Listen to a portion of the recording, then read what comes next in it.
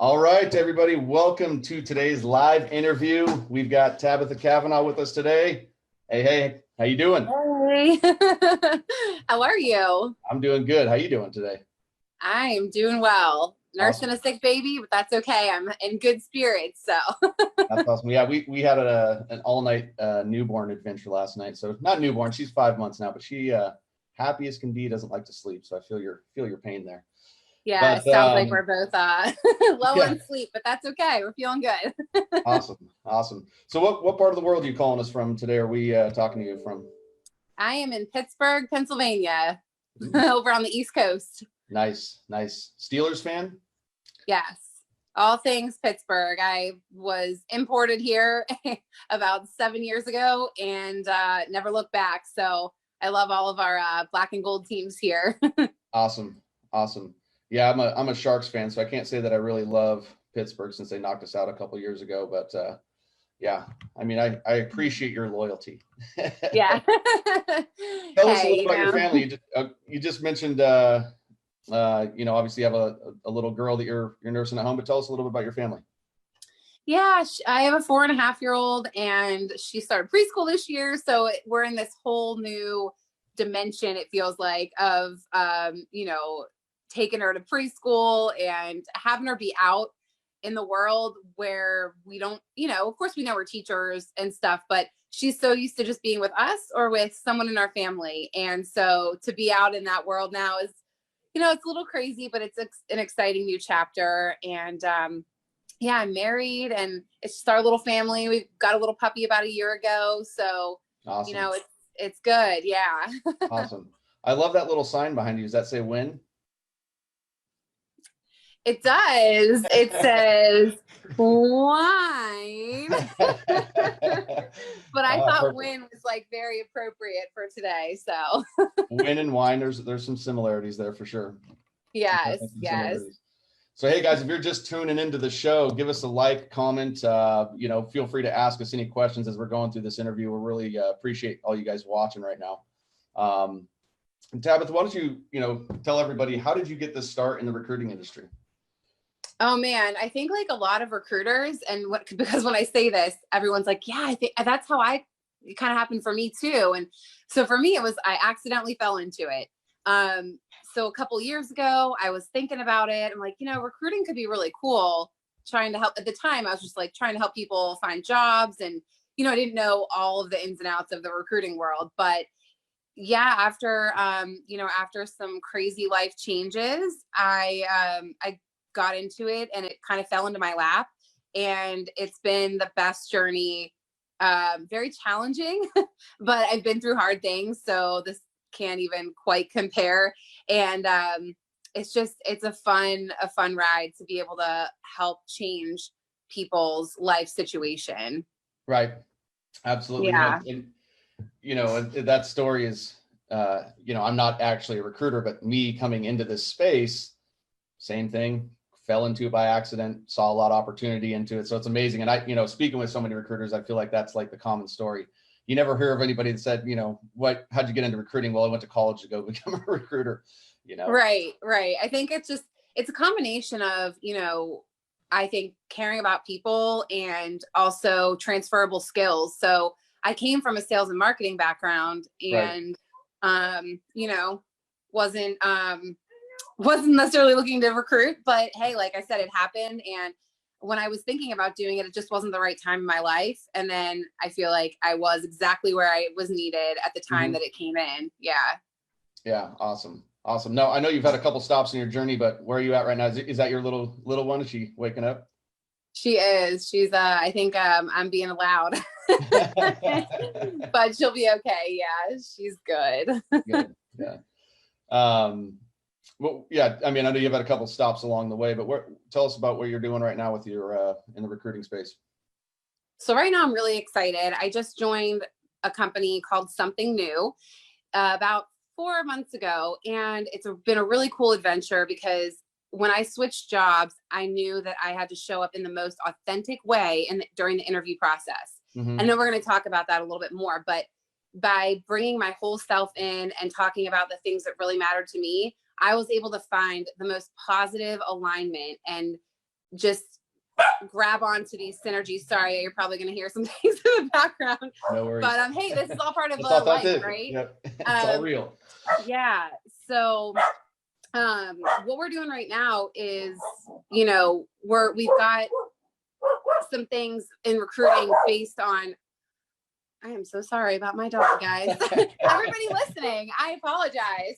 No worries. This is perfect for this episode. So you're good. It kind of is. So I was thinking about that too beforehand. I'm like sweating right now. Like, oh my gosh.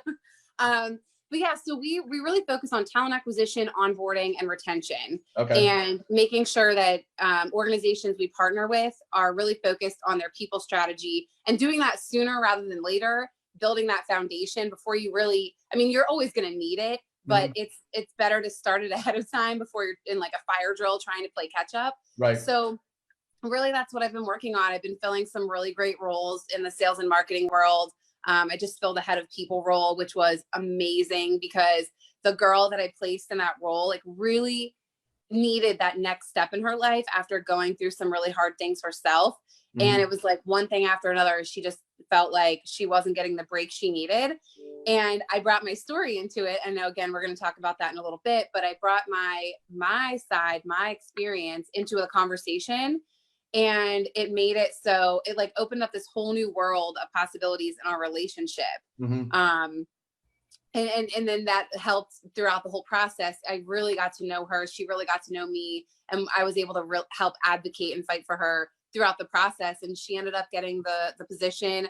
You know, she did the hard work. And so it's just been, there's been so many cool things that have happened since I started this new role. Awesome. Yeah. That's awesome. How would you know, I've always seen you, actually, the awareness I have of you is strictly from your presence on LinkedIn. Now we're connected on Instagram, you know, and I've always really liked your approach. I've liked your authenticity and things like that. But before we get into that, you know, a lot of what I help my clients do is adopt more of a proactive approach with social media and stuff. How much do you use that in your recruiting process now? How much does it actually help you attract clients and candidates and things like that with just your activity and what you're doing on LinkedIn? Yeah, I mean, a lot actually, because sometimes, you know, by the time I end up talking to somebody, they're like, they've already gotten to see a little bit about who I am online. And then when they meet me, they're like, oh, okay, you really are the same person. And I'm able to kind of use the way that I interact online, you know, to each his own, right? Everybody's got a different way of doing things. But the bottom line is, you know, I'm able to tell my story and then teach candidates and clients how to use their story to help them get where they need to be and to help them reach their goals, whatever that might be. So by being really authentic and vulnerable, I'm able to, it's almost like it gives people permission to be themselves, even though they really don't need it. And that's what I try to tell people, like, you don't need permission to show up as you are. But because I start that way in the conversation, then it like immediately breaks down walls, and they just feel like they can be themselves and talk very candidly. So I think, you know, it's just a very helpful way of doing business and building relationships by just, you know, that like I am my own differentiator. And that's what I try to tell people, like, you are the differentiator. You just have to figure out what that means to you and then how to articulate it. Right. Awesome. I love that. I love that. And for those of you who's watching, you know, give us a like, love. Tabitha, just video went away. Oh, there you go. Give us a little like, give us a little love, and feel free to ask any questions. You know, let's get a little bit personal, Tabitha. You know, I know that from social media, again, we spoke for the first time on the phone, last week, but from social media, you know, I know that you're a colon cancer survivor. And, you know, I've always just loved how much you're an advocate, obviously, for that. But just how much you're willing to share that story with people, in how authentic you are about that journey.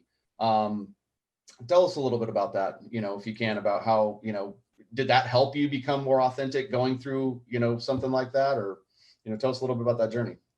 Yeah, well, thank you. I appreciate everything you just said about that. I mean, I decided very, very early on, as soon as I was diagnosed, I mean, it was days later, and I'm thinking, you know, I don't know what's going to happen to me. I don't necessarily know what my outcome's going to be, but I know that I need to use my story for good.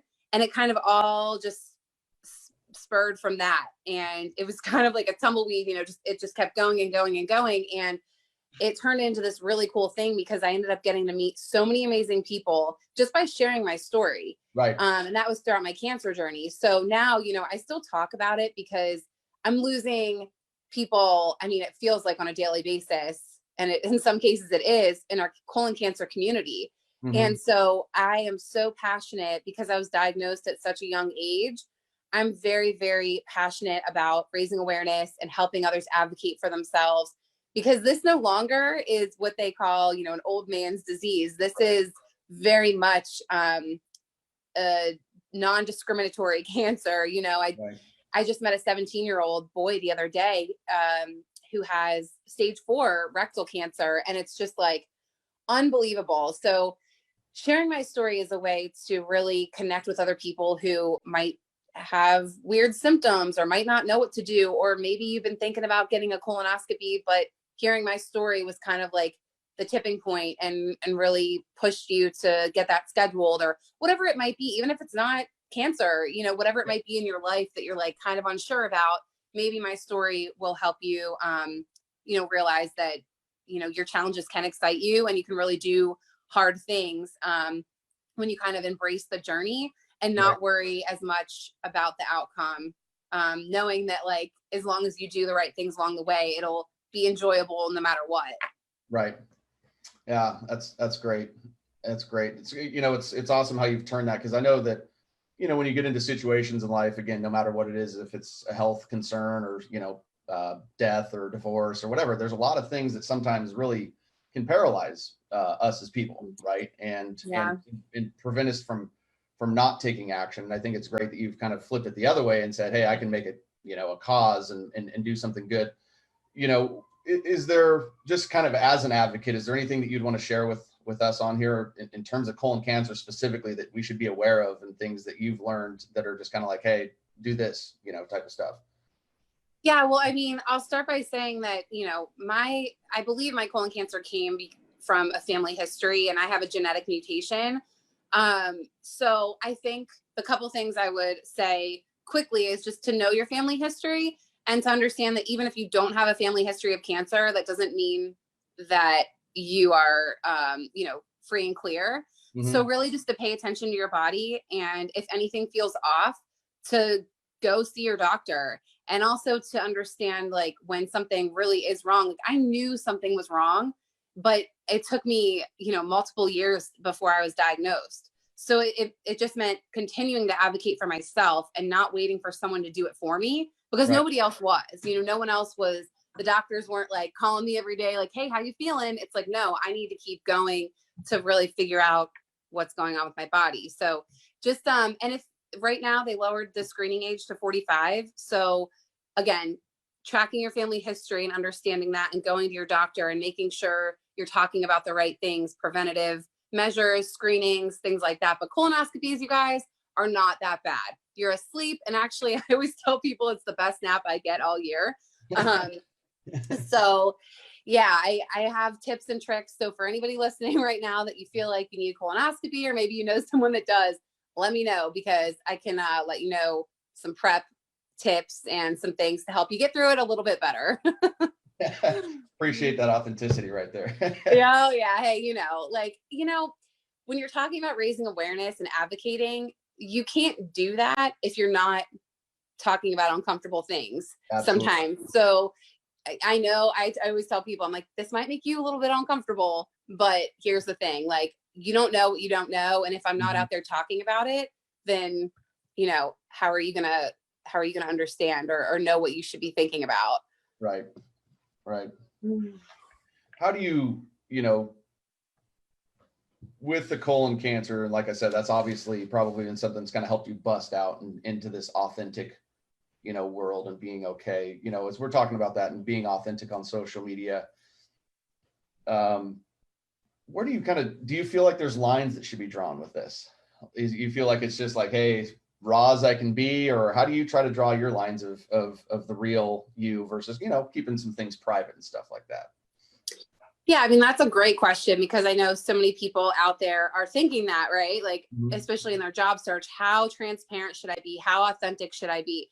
And that's such a situational question. It's hard to be for there to be just like a blanket answer. But in terms of how I figure it out for myself, um, I don't want to overshare. You don't, Yep. I just talked about making people feel uncomfortable, but I feel like there's different sides to that. So, you know, for me, it's like when I want to talk about colon cancer stuff, I try to keep it light and fun so people actually want to pay attention, not, but also understand the importance of sharing some information that might make people feel a little weird. I mean, people don't like talking about butt stuff, right?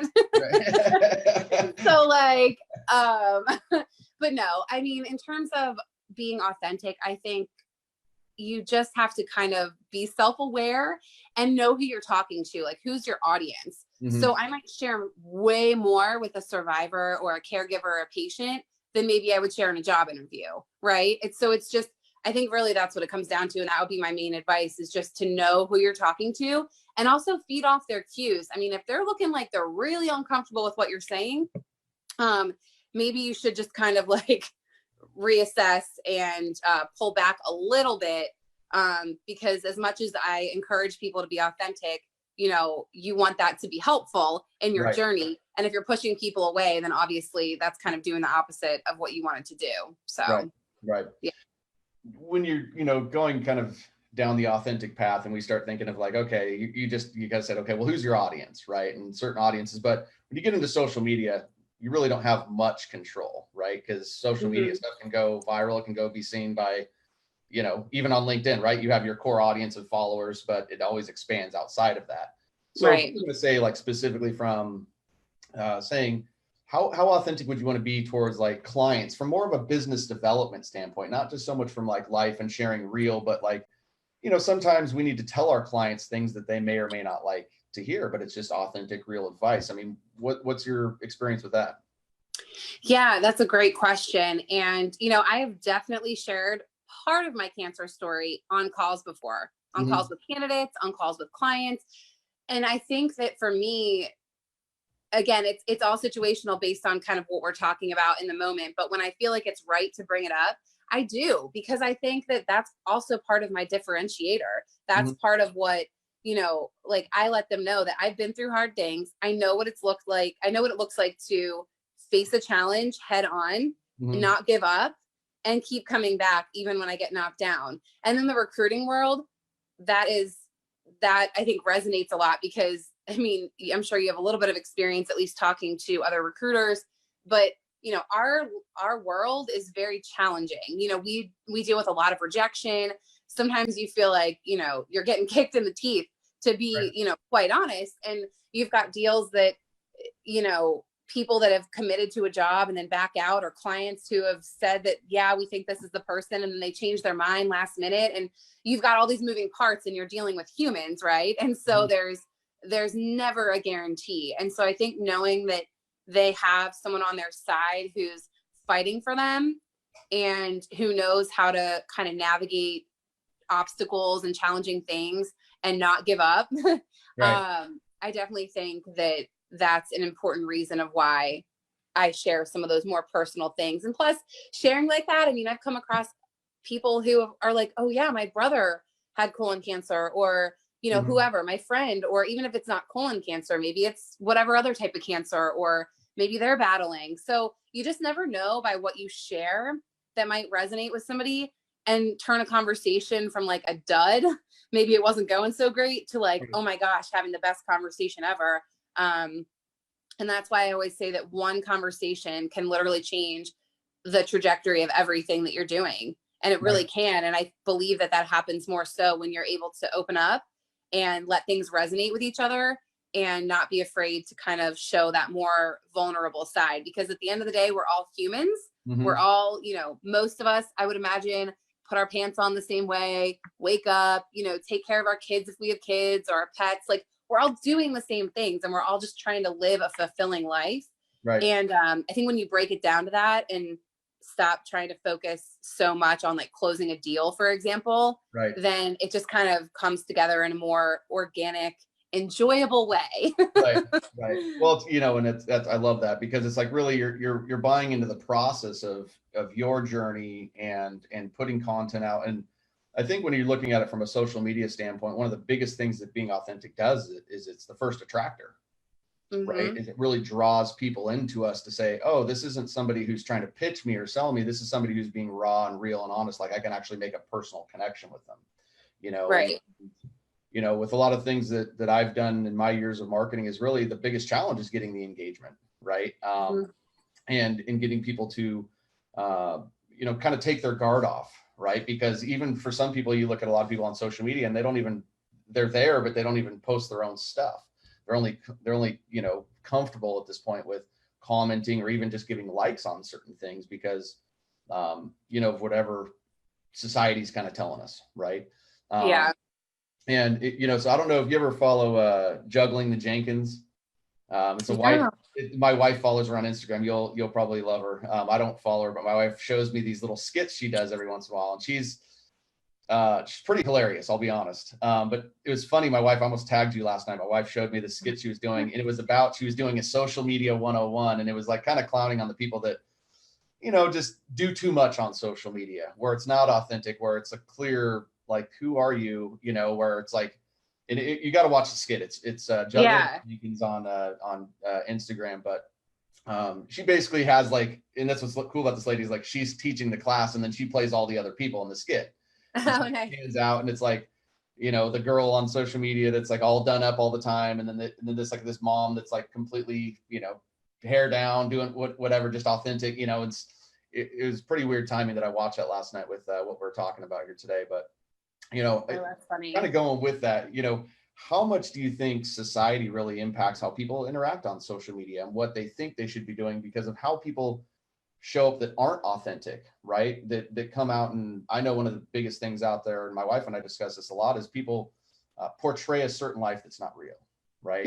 And actually getting real personal, one of the things we talked about when we first started dating is how we didn't want our life to be a social media life. Now we're active on social media, but my wife especially is very, very raw, honest, real about what she's going on, especially right now in the times with having the new baby, right? Yeah.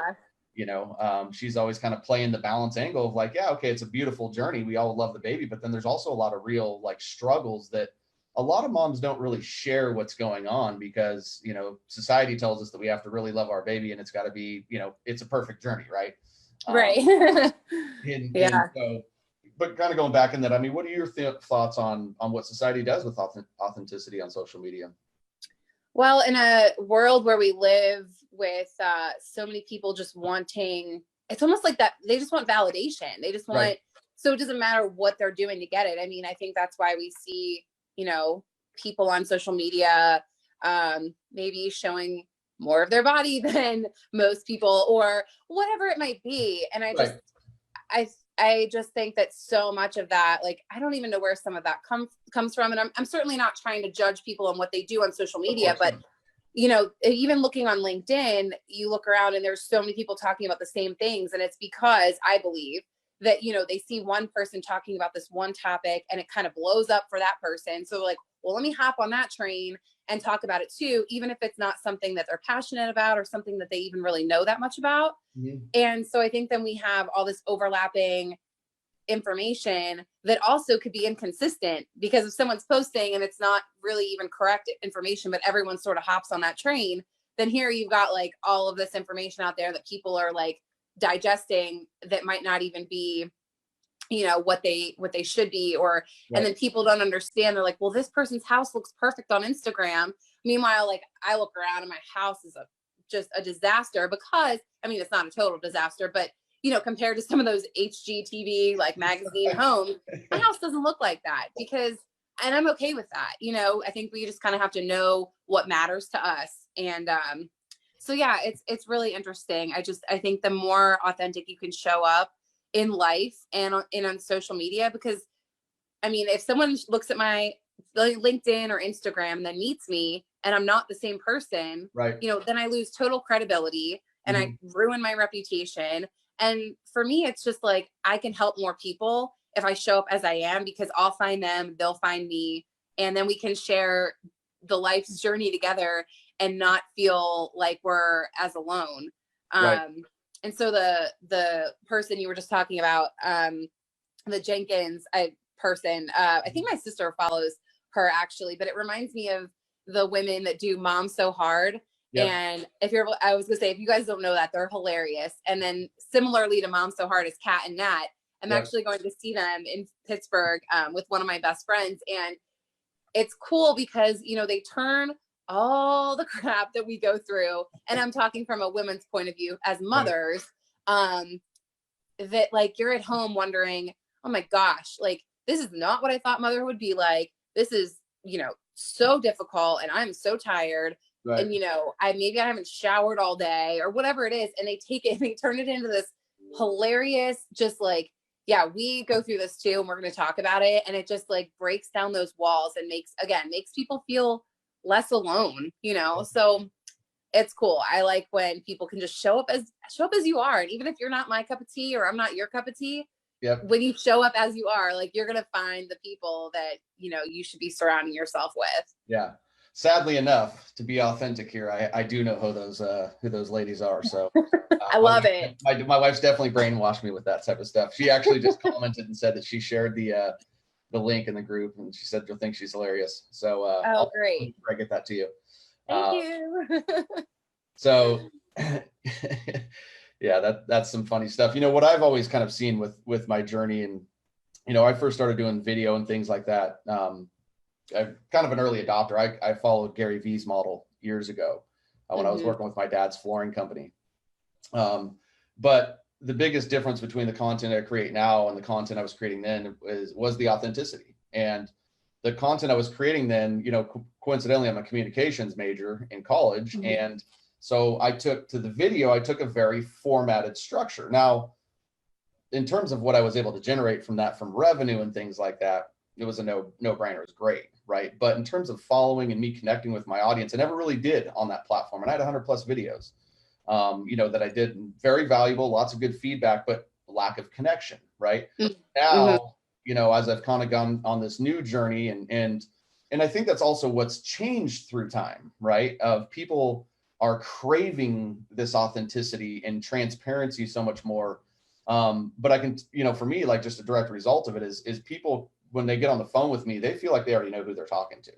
Right. They have a good idea already of who Donnie is, what his personality is, what they're going to get themselves into. And it just makes for such a better interaction. And not only that, when you're talking about it, you know, what a lot of us use social media for, or we're trying to use it for, is to drive revenue, essentially, right at the end of the day, to grow our business. And it makes that happen a lot easier when people know, like, and trust us prior to even engaging with us on the phone. Exactly. And I'm sure you've seen some of that experience yourself with what you've got going on.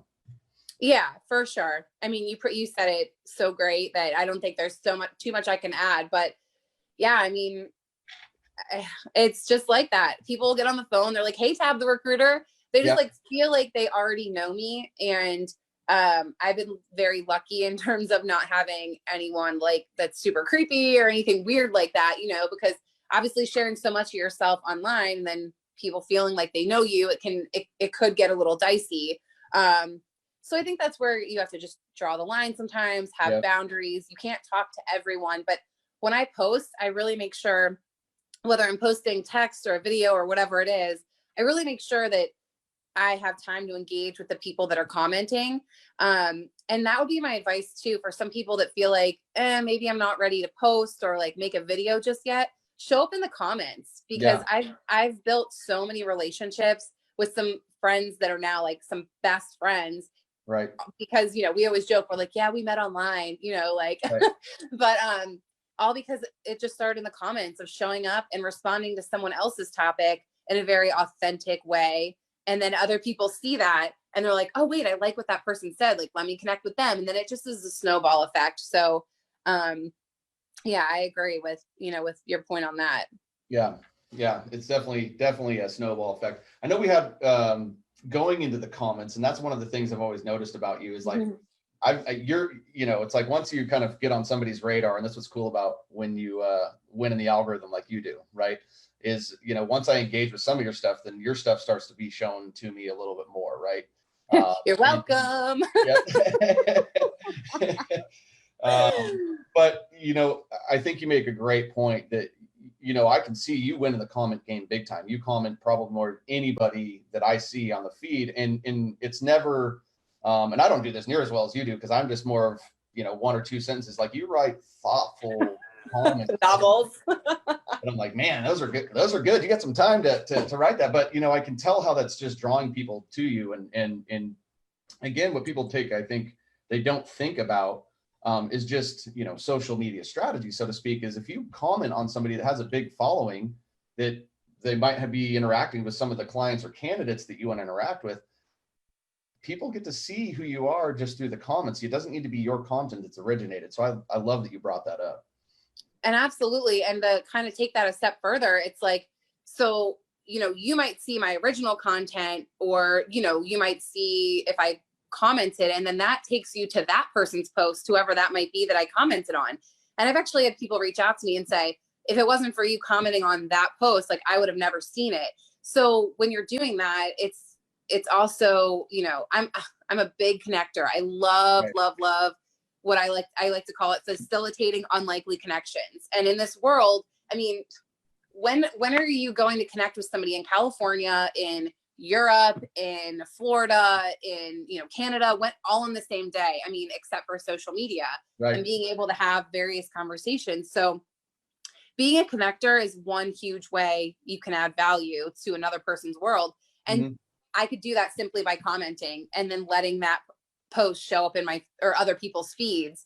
And they're not only seeing my comment on it, but then they're seeing the original post, and I'm introducing them to maybe somebody that they, again, never would have ever come across.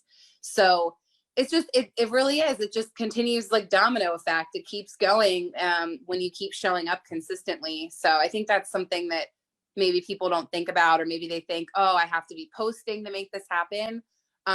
Posting original content is good, but I think if you're a little nervous or you want to kind of get your feet wet, that's a really good place to start. Yeah, absolutely. I want to address, I know you kind of touched on it earlier, but I know we had a question come through as we were promoting this on LinkedIn, where somebody was asking, from a candidate standpoint. I know none of us on here listening to this are candidates, but I think it's still a great topic of conversation, because as a recruiter, everybody here can give some feedback. But what do you think from a candidate standpoint? Like, where do they draw the lines of authenticity and things like that? Because your employer is obviously looking, and as much as we don't want to think that people will discriminate based off of certain things, we all know that it happens, right? What are your thoughts on that?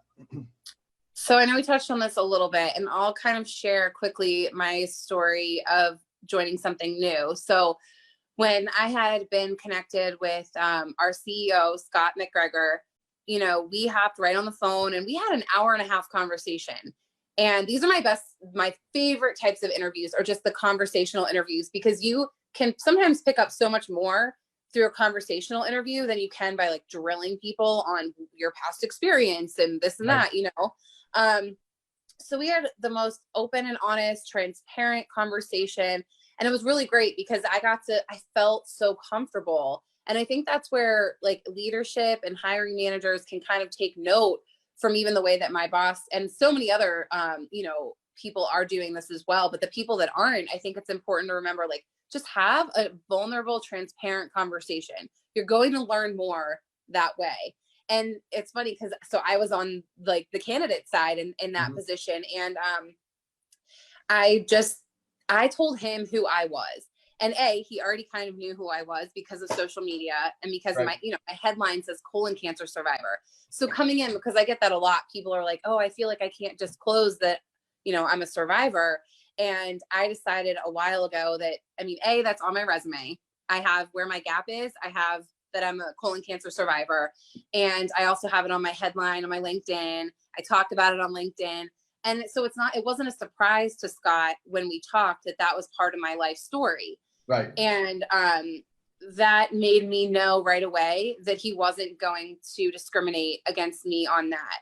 And I wouldn't want to end up somewhere. So by hiding whatever information you feel like might be a deterrent to a hiring manager, you're actually hurting yourself, because if you end up in that position, whatever that is, based on a lie or holding something back that's like really important to you. You know, I'm not talking about like little like stupid things that don't really matter, but like things that really matter to you. If you're showing up and kind of faking your way in there, then you're going to be miserable anyway, because the alignment's not going to be there. And so when I told him, like, I'm really looking for a mission-driven company, and they checked the box on that. Like, I'm looking to surround myself with positive people, you know, cohesive, collaborative, check the box on that. You know, it's just like, I could keep checking my boxes off by telling him authentically what I wanted and what I needed in my next opportunity.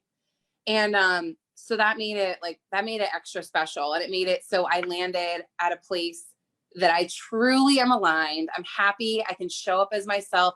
I don't feel like I have to hide who I am. I mean, again, like, my daughter's sick today, and whenever she's even been sick in the past, we get on a morning call, she might be sitting on my lap, or my dog might jump up, or my doorbell might ring, and they're not like, oh, no, like, this must be a perfect, like, it's not like that. And for wherever people are right now in their maybe interview process, or, you know, they're frustrated because they're holding things back, or they're not sure if they're telling too much. Again, just, I feel like, read the person. And if they're digging in more and they want to know more about you, like, and you feel comfortable, I would just say share what the most important things to you are, because otherwise you're going to miss out on that alignment. And I think both sides can actually win from diving deeper, and just showing up and kind of telling the good and the bad, because we all know, I mean, everybody has good and bad. So if a company tries to portray themselves as perfect, you know, I already know that that's a lie. I know you've got something that's not perfect. So let's be transparent about it. Tell me what you can tell me. And then maybe I'll be like, oh yeah, I actually have a lot of experience with that outside of work. So it's not really on my resume. And then so many other, you know, there could be so many other connections made, connecting those dots, you know, by talking about who you are. Yeah. No, I love that. And I think that, you know, one of the things that kind of comes up with authenticity that kind of goes hand in hand is scarcity, right? So sometimes we think if we're authentic and raw about what exactly we really want or who we really are, that there's not going to be enough people out there that really will accept us that way, right? And I know as I kind of went on my own journey with social media, that was kind of the big breakthrough of like trying to show up as Donnie really is versus trying to show up as I think who people want Donnie to be, right? And as I've kind of come through this in myself and evolved, my business has evolved with it and grown with it because people are attracted. And so as I talk to my clients and stuff, I always just kind of remind them, like, hey, there's enough people in this world, they're going to love you. Your quirkiness, your little weirdness, your whatever it is, that's what certain part of your audience is going to love you. And you're really, as a human, you're not designed to be liked by everybody. You know, that's not what it is. And so I think that, you know, you make some really great points with, you know, you're really going to create, going into your message right behind you, a win-win with you and the you know, prospective, you know, client candidate situation, really anything in life, right? Of just being honest and raw and real is where we really find great results in anything with relationships, business, and everything. So, yeah. I mean, could you imagine if everyone just showed up the same all the time? Like, how boring would that be? Yeah. I used to co-own a gift shop, and we had this brand, and I'm bringing this up because they're so authentically themselves that it popped into my brain right now. And they're called Blue Q. And I don't know if you've ever been into a gift shop. They're primarily in like little gift shops, like with unique items. And they've got those oven mitts, gum, hand sanitizer, and it's all like super inappropriate, like, you know, but inappropriate. I mean, it depends on who you are. Right. But I think it's hilarious. Like they just have like little one-liners they appeal to so many people. And even when you call their corporate and their voice message, it's like, oh, we're probably, you know, if it's after hours, they're like, we're probably down the street, like at the local bar, blah, blah, blah. Like they're just themselves, and they're going to attract the right people to their specific, you know, whatever their goal, their mission is. Like they're going to find those people. So, you know, you've got the people who feel comfortable in a suit and tie. You've got people that feel comfortable in jeans and a t-shirt. Like, you know, Gary Vee, perfect example. Like he shows up as he is, and that doesn't make him any better or worse than somebody who shows up as they are that might be completely opposite of him. So, I'm not a student. Well, I guess I wouldn't wear a tie anyway, but I'm not a student tie, type of person. Like I'm more of a t-shirt and jeans type of person. So I just find that showing up like that, I'm able to attract the people that I really need to attract. So Yeah. I really landed on gold once I became my own employer and set my own dress code of gym shorts and t-shirts every day. Yes. But it's funny because people see me like when they do my videos, and then as they become clients, they say, well, like I see you in t-shirts. Should I do that? And I said, no, you should do it as congruent with who you are. Not right. If you're a suit and tie guy, then be a suit and tie guy. If you're more kickback and real, then be more kickback and real. So I love that you're saying that. It's like, it doesn't really matter. It's being who you are is what's most important. Kind of as we wrap this thing up, Tabitha, and you've given so many golden nuggets today. I love it. So if you could kind of say for the people listening, like what's somebody that's out there that's trying to put themselves out there and be authentic and real, what's just one little piece of advice you can kind of leave them with? Oh man. I think just take that first baby step. Like if you're sitting here right now thinking about, well, should I be doing this? Like whatever you feel compelled to do, or if there's a reoccurring theme that keeps showing up in your life every day that you feel like, I just need to get this out there, then just start talking about it. Don't worry about like if your first post has 5 likes, who cares? I just posted something the other day that had like 10 likes. And when you start to play around, it's like trial and error, and you start to put yourself out there, you're going to just be figuring things out. So don't do it for the validation. Do it because it's something you're passionate about, something you feel inspired to talk about. And then just do it in a very uniquely you way. Don't try to copy what someone else is doing. Don't try to take someone else's voice.